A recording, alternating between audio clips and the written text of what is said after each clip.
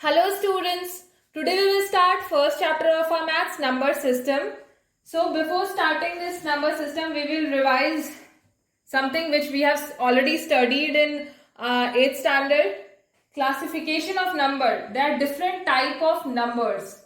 First type of number is natural number. पहले type का number क्या है? Natural number. What is natural number? Natural number is represented by capital N. Capital N से represent करते हैं हम natural number को.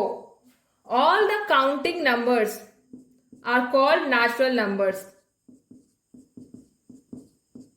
Till infinity. Starting from 1 till infinity जो है सारे क्या है? नेचुरल नंबर्स है. 1 से लेके इंफिनिटी तक सारे पॉजिटिव नंबर्स क्या है? आपके नेचुरल नंबर्स है. सेकेंड टाइप का जो नंबर है वो क्या है? Whole number. Whole number. Whole number is represented by capital W. अब ये होल नंबर क्या है? 0 1 2 3 4 5 6 7 टिल इंफिनिटी.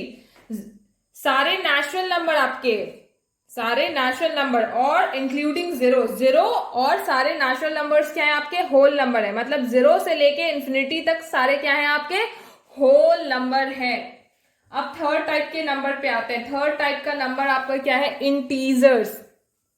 हमने स्टैंडर्ड 6 7 8 सब में पढ़ा है integers.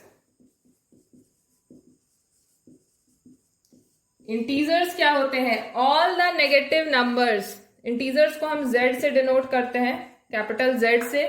All the positive numbers, counting numbers, and negative numbers till positive infinity and till negative infinity. सारे पॉजिटिव नंबर्स, ये क्या है? सारे पॉजिटिव नंबर्स, या कह सकते हैं सारे नेचुरल नंबर्स. और सारे नेगेटिव नंबर्स इंक्लूडिंग जीरो क्या है? इंटीजर्स है. ये सारे क्या है? आपके इंटीजर्स हैं. तो हम कह सकते हैं कि सारे होल नंबर, 0 से लेके सारे पॉजिटिव नंबर्स तो होल नंबर होते हैं. whole numbers including negative numbers are called integers. ठीक है. अब आपका आ गया फोर्थ टाइप का नंबर. चौथे टाइप का नंबर आपका आ गया, वो क्या है? Rational number. आपने स्टैंडर्ड 8 में भी पढ़ा है rational number. What is rational number? Any number which rational number is represented bye Q. Okay. Any number which is in P by Q form and Q shouldn't be equal to 0. कोई भी number जो numerator और denominator के form में होगा. ऊपर वाले को क्या कहते हैं? न्यूमरेटर कहते हैं. नीचे वाले को डिनोमिनेटर कहते हैं. और डिनोमिनेटर क्या होना चाहिए? 0 नहीं होना चाहिए. मतलब आपके सारे 2/3 5/7 -6/11 -5/13 ये सारे क्या है? आपके रैशनल नंबर्स हैं. बस नीचे के जो डिनोमिनेटर्स हैं ये 0 नहीं होने चाहिए. उसके अलावा पॉजिटिव नेगेटिव कुछ भी हो सकता है. सारे आपके क्या हो जाएंगे? रैशनल नंबर्स हो जाएंगे. यहां तक तो हमने स्टैंडर्ड 8 में ऑलरेडी पढ़ रखा है. अब हम देखते हैं, थोड़ा रिवीजन ये भी करते हैं. रिप्रेजेंटेशन ऑफ रैशनल नंबर और नंबर लाइन. नंबर लाइन पे रिप्रेजेंट करना है किसको? रैशनल नंबर्स को. ठीक है. तो ऐसा करते हैं, हम एक एग्जाम्पल लेते हैं. पहला है आपका, लेते हैं -3/2. -3/2 को आपको रिप्रेजेंट करना है नंबर लाइन पे. तो मेथड 1 देखते हैं. इसका दो तरीके से हम लोग इसको रिप्रेजेंट कर सकते हैं. पहला आपका मेथड 1 है, एक नंबर लाइन लिया, नेगेटिव नंबर है मतलब 0 के लेफ्ट हैंड साइड में होगा. ये रहा -3. अब कह रहा है कि 3/2 3 तक, 0 से 3 तक को दो भाग में डिवाइड करना है. -3/2 जो मिड पोर्शन होगा वो क्या हो जाएगा? आपका -3/2 हो जाएगा. अब मेथड 2 देखते हैं. मेथड 2 में क्या है कि आप -3/2 को और किस फॉर्म में लिख सकते हैं? ऐसे लिख सकते हैं, -1 1/2 लिख सकते हैं ना. 3 को अगर 2 से डिवाइड करते हैं तो 1 टाइम्स में 2 बार में करता है और 1 रिमाइंडर रह जाता है. तो इसको हम लोग 1 1/2 लिख सकते हैं. और नेगेटिव है तो नेगेटिव साइन डाल दिया. बात समझ में आई? ऐसे लिख सकते हैं हम.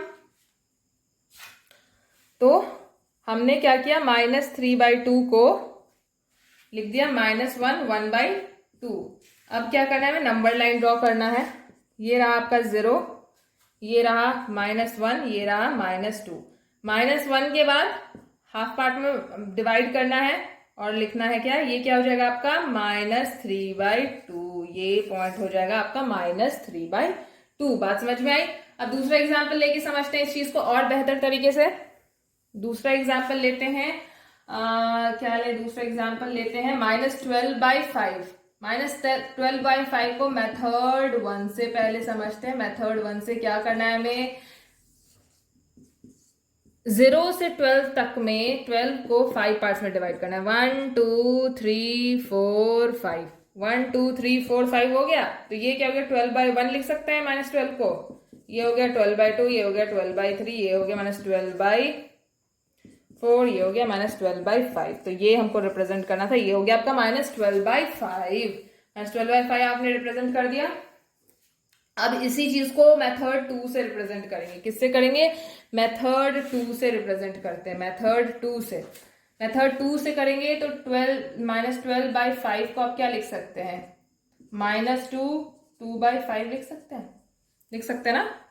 तो अब इसको जब नंबर लाइन पे रिप्रेजेंट करेंगे तो ये हो गया आपका 0 मान लिया, तो ये था -1 और ये था -2, ये था -3। -2 के बाद क्या उसमें ऐड करना है, 2/5। तो इसके बाद इसको 5 पार्ट में डिवाइड किया, 5 पार्ट में डिवाइड करेंगे, 1 2 3 4 5। 1 2 3 4 5 पार्ट में डिवाइड हो गया। तो कितना, दूसरा पार्ट 1 2, तो ये जो पार्ट है आपका, ये क्या है आपका -2 2/5। मतलब ये क्या, ये पार्ट आपका क्या है, -12/5 है। बात समझ में आई। ये पार्ट क्या है आपका, -12/5 है। बात समझ में आ रही है आपको, रिप्रेजेंटेशन समझ में आया नंबर लाइन पे। और कुछ एग्जांपल्स ले लेते हैं इसके। अगर कहें कि एक नंबर लाइन पे 7/4 और -7/4 को रिप्रेजेंट करना है, कैसे रिप्रेजेंट करेंगे 7/4 और -7/4 को। ये तो आपका 0 हो गया, एक पॉजिटिव है, ठीक है। तो फर्स्ट मेथड यूज करके रिप्रेजेंट करते हैं पहले। तो 7 कह रहा है 7/4, 7 को 4 भाग में डिवाइड करना है, 1 2 3 4, ठीक है। कितना है, 7/4, फोर्थ पार्ट। तो इस 7/2 को हम ऐसे लिख सकते हैं, 7/2 इंटू 1/2। मतलब आपका 7 को पहले हाफ में डिवाइड कर दिया, 7 को आपको हाफ में डिवाइड कर दिया, 7/2 हो गया। फिर इसको हाफ में डिवाइड करेंगे तो क्या हो गया, 7/4 हो जाएगा। या फिर आप इसको ये भी कह सकते हो कि 7/4 है, 1 2 3 4, जो पहले हम लोग कर रहे थे 4 पार्ट में डिवाइड किया, और ये आपका क्या है 7/4 है, ठीक है। ये तो था आपका पॉजिटिव। अब नेगेटिव में जब किसी चीज को रिप्रेजेंट करेंगे तो भी ऐसे ही कर सकते हैं। ये आपका हो गया मान लीजिए -7, तो 1 2 3 4 पार्ट हो गया, -7/4 हो गया। आपको -7/4 + 7/4 रिप्रेजेंट हो गया। ये तो मेथड 1 से रिप्रेजेंट किया हमने, मेथड 1 से रिप्रेजेंट किया। अब इसी चीज को मेथड 2 से रिप्रेजेंट करते हैं। किस मेथड से करेंगे, मेथड 2 से। तो 7/4 को हम क्या लिख सकते हैं, 7/4 को हम लोग ऐसे लिख सकते हैं, 4 से डिवाइड किया तो 1 बार में 4 3, तो इसको हम लोग ये लिख सकते हैं ना 1 3/4, ऐसे लिख सकते हैं। तो ये हो गया आपका 1 3/4 और ये क्या हो गया -1 3/4 हो गया। अब इसको अगर नंबर लाइन पे रिप्रेजेंट करेंगे तो कैसे करेंगे, ये आपका 0 हो गया, ये आपका 1 हो गया, 1 के बाद ये 2 हो गया, 2 क्या करना है 1 + 3/4, 1 के बाद इसको 4 पार्ट में डिवाइड कीजिए, 1 2 3 4, और थर्ड पार्ट जो होगा आपका ये वाला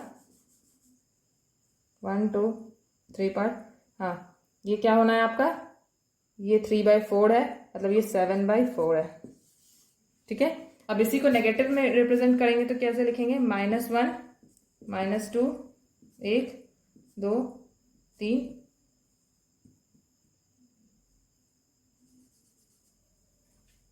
ये आपका क्या हो गया -7/4 हो गया।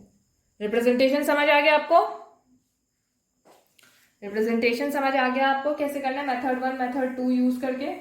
दो तरह के मेथड हैं, जो मेथड यूज करके आप अपने आप को कंफर्टेबल समझते हो, मतलब जो मेथड आपको ज्यादा इजी लगता हो वो मेथड यूज करके आप रिप्रेजेंट कर सकते हैं। Now come to next topic. Next topic कहता है कि फाइंड रैशनल नंबर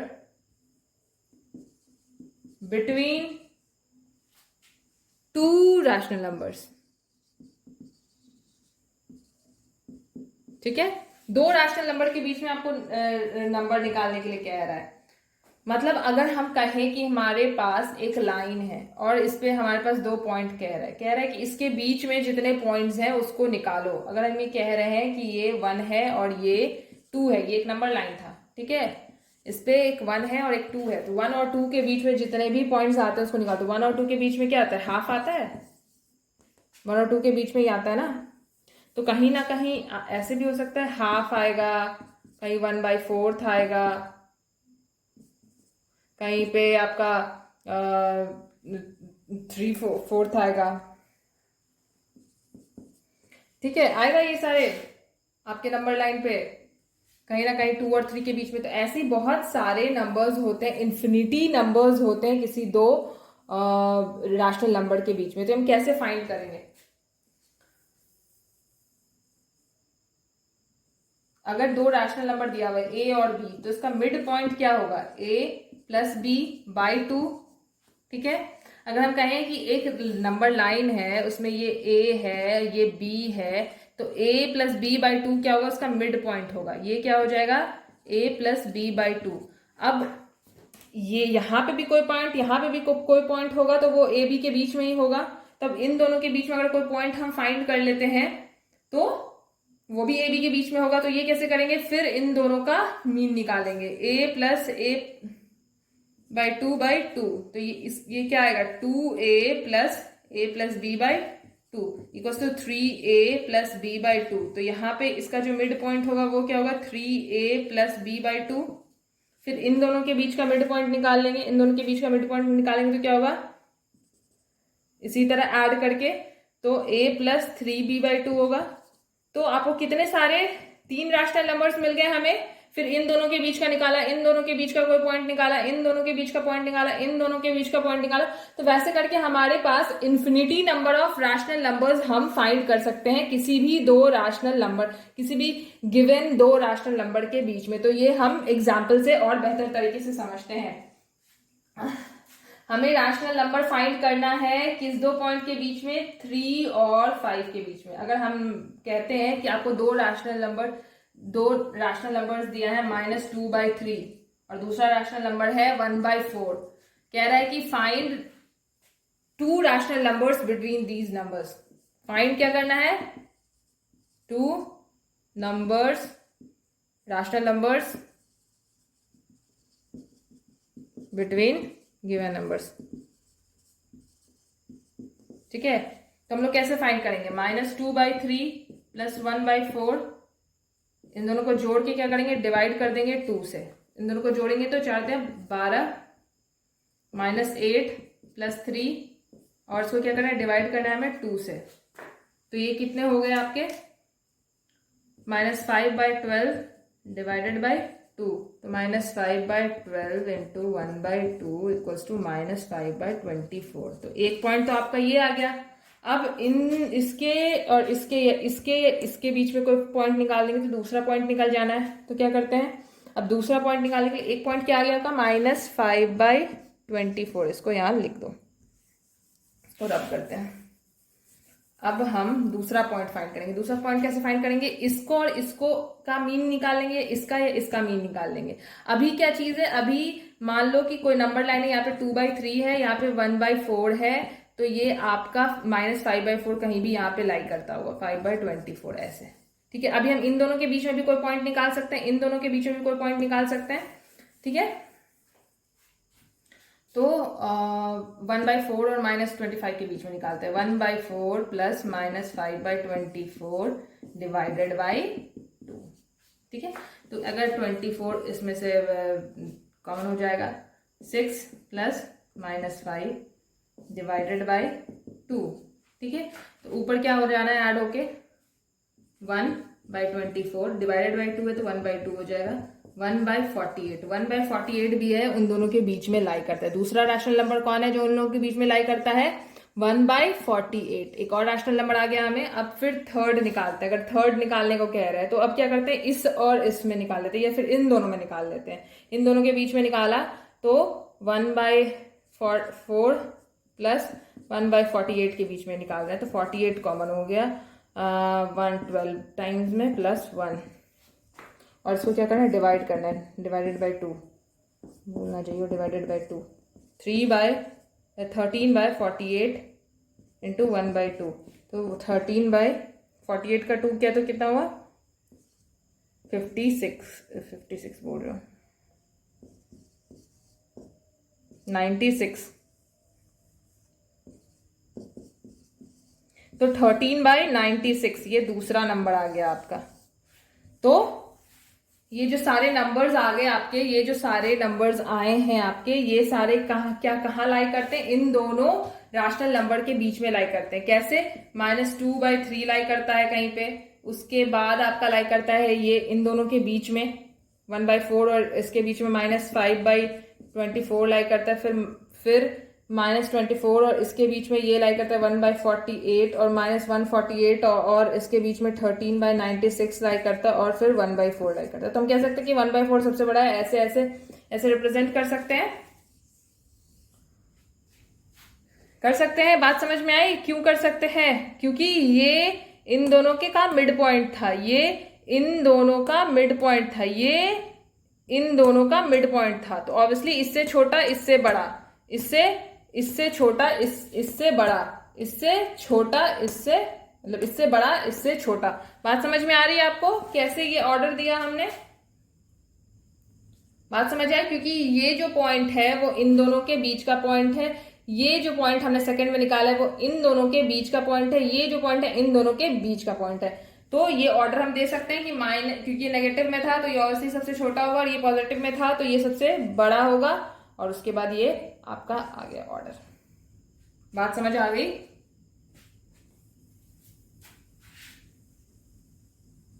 चलिए एक और एग्जाम्पल लेकर देखते हैं। 5/7 एक है और 6/7 कहता है find the rational numbers between, find 3 rational numbers between these rational numbers. 3 rational number हमें निकालना है। तो पहले क्या करेंगे, इन दोनों को जोड़ के इनका मीन निकालेंगे। तो क्या हो गया 11/7 डिवाइडेड बाई 2, तो 11/7 इंटू 1/2 इक्वल्स टू 11/14। एक रैशनल नंबर आ गया आपका ये। अब फिर इसके और किसके बीच में निकालूं, इसके बीच में निकालते हैं, ठीक है। तो 6/7 और 11/14 के बीच में निकाला, तो 6/7 और 11/14 के बीच में हमें फाइंड करना है। 14 कॉमन ले लिए, 12 प्लस 11 3 2/24 14, ये आ गया आपका दूसरा रैशनल नंबर। फिर इसके और इसके बीच में निकालते हैं, ठीक है, क्योंकि 6/7 बड़ा है, तो 23 और 14 और 6/7 के बीच में निकालते हैं, तो क्या हुआ 14 23 और 12, ऊपर आ गया 5 3 और 14, तो ये आपका कट गया 2 टाइम्स में, ये हो गया 5 टाइम्स में, 5/2 आ गया आपका ये, ठीक है। तो ये 3 रैशनल नंबर्स आ गए। क्या क्या आ गए, सबसे बड़ा क्या था 6/7, सबसे छोटा 5/7, फिर उसके बाद क्या है 11/14, उसके बाद क्या निकाला था हमने 23/14, उसके बाद क्या निकाला था हमने 5/2, और उसके बाद सबसे पीछे क्या था 6/7 था हमारे पास। तो ये सबसे छोटा है ऑब्वियसली, ये आ गई आपके ऑर्डर। बात समझ में आ गई? क्योंकि यहाँ पे 5/7 छोटा था ना और 6/7 बड़ा था ना, तो ऑब्वियसली इनके बीच का निकाल रहे हैं, तो ऐसे जाएगा ऑर्डर। बात समझ आ गई?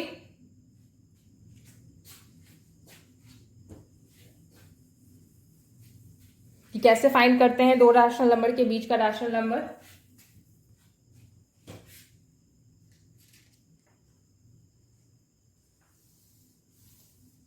Let's move to next topic. Next topic है आपका decimal representation of rational number. Decimal representation, अब हम एक चीज सीखेंगे कि जो डेसिमल रिप्रेजेंटेशन होता है वो बहुत टाइप का होता है, टर्मिनेटिंग नॉन टर्मिनेटिंग होता है, ठीक है। तो टर्मिनेटिंग किसको कहते हैं, डेसिमल रिप्रेजेंटेशन जो होता है वो क्या होता है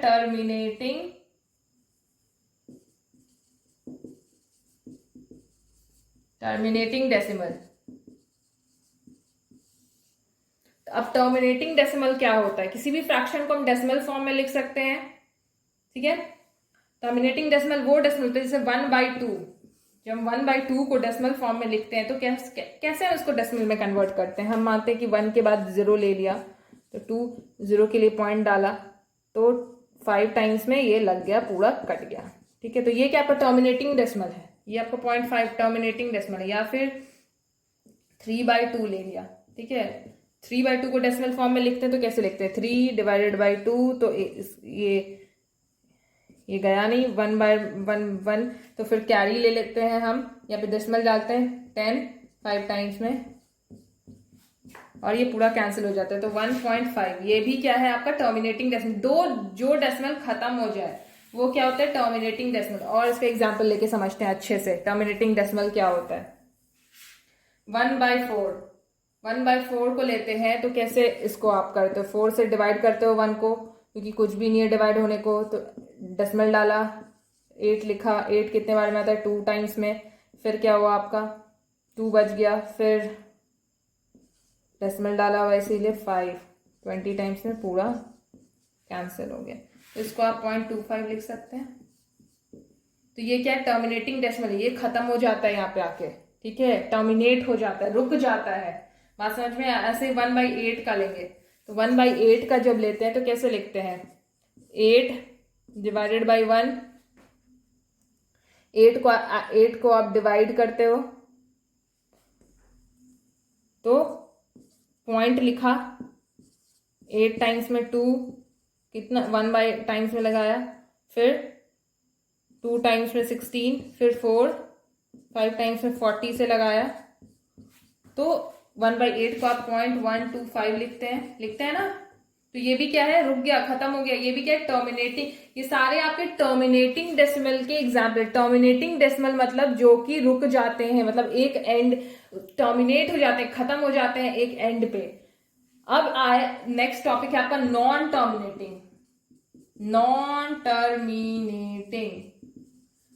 terminating decimal. Non terminating decimal कैसे होते हैं आपके? जो कि ऐसे रिपीट होंगे, 4 4 4 4 4 ऐसे रिपीट होंगे। इसको हम लोग कैसे लिखते हैं? 4 to the power 0.4 to the power recurring. ऐसे ये रेकरिंग सिंबल है, डालते हैं कि ये 4 जो है रिपीट होगा। अगर हम लिखें कि 0.123 123 123 ऐसे कोई चीज रिपीट हो रही है, मतलब हर 3 के बाद रिपीटेशन शुरू है, तो इसको कैसे लिखेंगे? 1 2 3 ऊपर रेकरिंग, ऐसे। ये क्या है आपका? रेकरिंग है, नॉन टर्मिनेटिंग। ये रुकते नहीं है, चलते जाएंगे चलते जाएंगे। बात समझ आई आपको? नॉन टर्मिनेटिंग डेसिमल और टर्मिनेटिंग डेसिमल में क्या डिफरेंस होता है, ठीक है। अब आपका है कि डेसिमल रिप्रेजेंटेशन, जैसे कि आप किसी नंबर को 22/7 है, इसको डेसिमल में कैसे रिप्रेजेंट करेंगे? तो आप डिवाइड करके डेसिमल में रिप्रेजेंट कर सकते हैं। इसको 7 से डिवाइड किया, 3 टाइम्स में 21, 1 पॉइंट कैरी किया, 7 1 टाइम्स में 3 0 4, 28 टाइम्स में 4 बच गया 40, 5 टाइम्स में 35, फिर क्या बच गया 5, तो 40 में 35 को घटाया था तो बच गया हमारे पास 550 हो गया, ठीक है। तो फिर 7 टाइम्स में 49, फिर 1 आ गया। देखिए फिर यहाँ से ये रिपीट होगा 1, तो फिर 1 टाइम्स में 7, फिर 30 आ जाएगा, फिर 28 4। देख रहे हैं आप, यहां से ये रिपीट होना स्टार्ट हो गया, ठीक है। ये चीज सेम फिर रिपीट होगी 5 7 ऐसे। तो ये क्या है? इतने दूर के लिए रेकरिंग है, ठीक है। इसको हम कैसे लिखेंगे? 3.1457 और उस पर ये रिपीटेशन का रेकरिंग का डांस देंगे, ये चीज रिपीट होनी है बार बार। तो ये तो था आपका डेसिमल रिप्रेजेंटेशन। ऐसे आपको कितने भी नंबर्स दिए जाएंगे तो आप रिप्रेजेंट करेंगे। एक और लेते हैं हम 1/7। 1/7 को अगर लेते हैं तो 1 में 7 से डिवाइड किया, कुछ भी नहीं था, 7 3 0 4 28 2 0 2 14 6 0, 8 टाइम्स में 56, फिर 4 0, 5 टाइम्स में 35, फिर 5, तो 40/35 किया था तो कितना है 5, फिर यहाँ से 7 टाइम्स में 49 10। देखिए फिर यहाँ से ये रिपीट होगा 7 तो 30, फिर 28, फिर 20, फिर 14, ऐसे ये रिपीट होता जाएगा। ठीक है, तो यहाँ से 7 के बाद 1 4 2 8, तो यहाँ से ये रिपीट हो रहा है इतने दूर से। तो आप इसको कैसे रिप्रेजेंट करेंगे? 0.14285 रेकरिंग, ऐसे। बात समझ में आई आपको? बात समझ में आई? तो ये तो था आपका डेसिमल रिप्रेजेंटेशन की किसी भी रैशनल नंबर को आप डेसिमल में कैसे रिप्रेजेंट करेंगे, किसी भी नंबर को, किसी भी डिवीजन को डेसिमल फॉर्म में कैसे रिप्रेजेंट करते हैं। अब है आपका कि अगर कोई नंबर p/q फॉर्म में, डेसिमल फॉर्म में है, तो उसको p/q फॉर्म में कैसे कन्वर्ट करेंगे। तो अगर कोई आपका टर्मिनेटिंग डेसिमल है, जैसे कि टर्मिनेटिंग डेसिमल, आपका टर्मिनेटिंग डेसिमल है,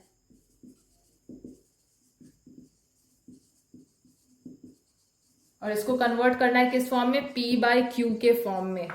टर्मिनेटिंग डेसिमल कैसा होता है? जैसे 0.35, तो 0.35 को आप क्या लिख सकते हैं?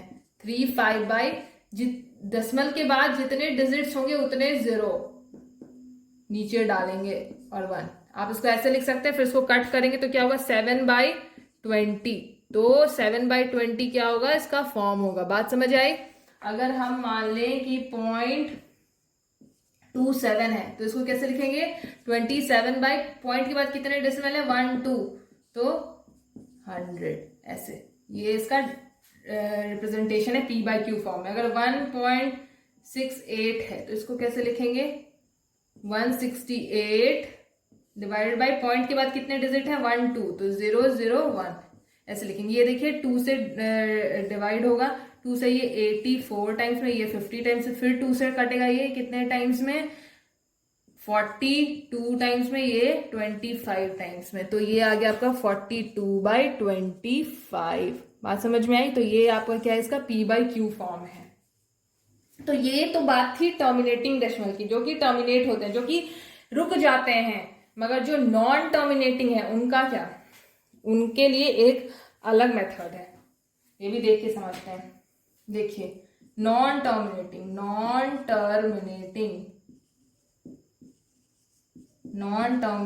से p/q फॉर्म में हमको कन्वर्ट करना है। बात समझ में आई? नॉन टर्मिनेटिंग से। तो इसका भी कुछ एग्जाम्पल्स देखते हैं हम। एग्जाम्पल के थ्रू समझने की कोशिश करते हैं। पहला एग्जाम्पल लेते हैं हम 0.47, और 7 के ऊपर ये आपका रेकरिंग सिंबल। इसको कह रहा है आपको रिप्रेजेंट करना है किस फॉर्म में? p/q के फॉर्म में। तो इसको कैसे लिखेंगे? हम मानेंगे लेट x इक्वल्स टू 0.47, ठीक है। और 7 के ऊपर क्या है? रेकरिंग है, याद रखिएगा।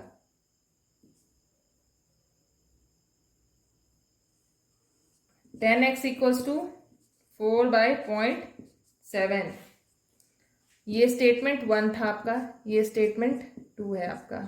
सब्सट्रैक्टिंग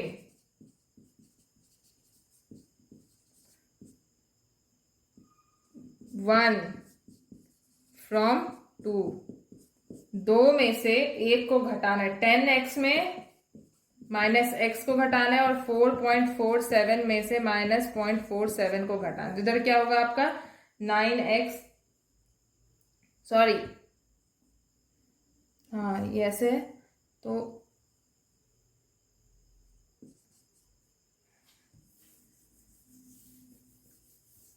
आपका फर्स्ट स्टेटमेंट, सेकेंड स्टेटमेंट और थर्ड में देखिए क्या होगा। 100x इक्वल्स टू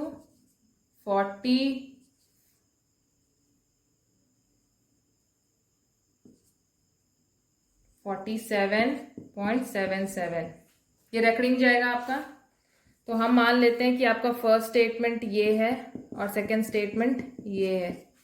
सब्ट्रैक्टिंग 1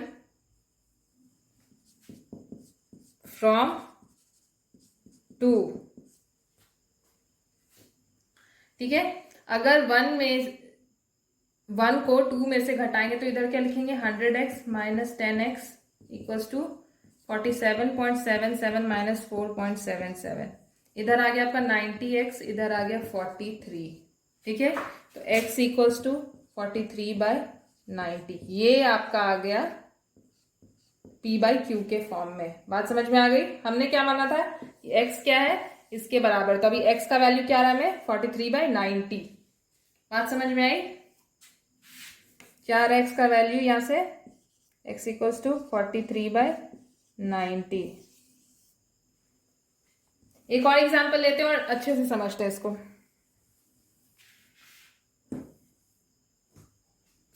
अगर आपको दूसरा क्वेश्चन दे रखा है 0.003 और ये ऐसे रेकरिंग दे रखा है, इसको कह रहा है p/q फॉर्म में कन्वर्ट करना है, तो हम क्या करेंगे x इक्वल्स टू 0.003 का रेकरिंग मानेंगे। ठीक है, x इक्वल्स टू क्या 0.003 ऐसे रिपीट होता जाएगा ये। ठीक है, तो 1 2 3 जितने डिजिट पे रेकरिंग है उतने जीरो वाले मल्टीपल से इधर इंटू करेंगे। 1000 3 0 था तो 1 2 3 1000 से इंटू करेंगे, तो इधर क्या हो जाए, इधर भी 1000 से इंटू हुआ, 1000 से इंटू हुआ तो क्या होगा 3.003 बन जाएगा ये। अब ये आपका स्टेटमेंट 1 है, ये स्टेटमेंट 2 है। सबट्रैक्टिंग 1 फ्रॉम 2 में 1 को घटाना है। 1000x minus x equals to 3.003 minus 0.003। ठीक है, तो आपका क्या बचेगा इधर 999 x equals to 3, x equals to 3/999। तो ये कट जाएगा 3 टाइम्स में 1/333। बात समझ में आई आपको कैसे नॉन टर्मिनेटिंग वाले चेंज होंगे p/q फॉर्म में? एक और एग्जाम्पल लेके समझते हैं इस चीज को। एक और एग्जाम्पल लेते हैं और बेहतर तरीके से समझते हैं। अगर दे के रखा है 0.53 ऐसे रेकरिंग में, तो हम इसको कैसे p/q फॉर्म में कन्वर्ट करेंगे। x इक्वल्स टू 0.53 मान लिया हमने, ये रेकरिंग में है। ठीक है, तो 100x equals to 10x equals to क्या होगा 10, पहले 10 से मल्टीप्लाई करेंगे, 10x इक्वल्स टू 5.3। ठीक है, और फिर x से इक्वल मल्टीप्लाई करेंगे तो 53.3, ये 3 ऐसे चलता जाएगा, 3 जितना लिखना है आपको लिखिए। सबट्रैक्टिंग, ये स्टेटमेंट 1 था, ये स्टेटमेंट 2 है। 1 फ्रॉम 2, 1 को घटाना है किसमें 2 में, घटाएंगे कितना होगा 53.33 माइनस 5.33। तो इधर कितना आएगा पर 90x, और इधर कितना आएगा 53 में 5 गया तो 48, इधर आएगा आपका 48। तो ये आपको क्या x की वैल्यू क्या आ गई, x इक्वल्स टू 48/90। अब ये 3 से कैंसिल हो रहा है, देखिए 1 और 6 टाइम्स में ये, 3 से 30 टाइम्स में ये, फिर कैंसिल हो रहा है 2 से 8 टाइम्स में ये, कैंसिल हो रहा है 15 टाइम्स में। तो आपका ये फॉर्म आ गया 8/15। 8/15 क्या आपका p/q फॉर्म है इसका। बात समझ में आई आपको कि नॉन टर्मिनेटिंग डेसिमल में कैसे होगा? और एग्जाम्पल्स लेके समझ लें इसको बेहतर तरीके से। चलिए एक और एग्जाम्पल लेते हैं। 0.123 और 3 के ऊपर सिर्फ रेकरिंग है, तो क्या होगा, हम मानते हैं कि x equals to 0.123 recurring, 100x equals to 12.33, 1000x equals to 123.33। ये स्टेटमेंट 1 है, ये स्टेटमेंट 2 है। ठीक है, सबट्रैक्टिंग 1 फ्रॉम 2, तो ये क्या होगा 1000x minus 100x equals to 123.33 minus 12.33। आप करके देख सकते हैं इधर क्या हो जाएगा 009x 900 इक्वल्स टू 23 में 12 गया 211 तो x इक्वल्स टू कितना हो जाएगा 112/900। ये देखिए कैंसिल हो सकता है क्या? नहीं, यही आंसर है आपका। नहीं, 2 से कैंसिल होगा। हाँ, ये 2 से कैंसिल होगा। देखिए ऊपर 56 और नीचे 450। ठीक है, बात समझ में आई आपको? और फिर ये कैंसिल होगा 2 से 37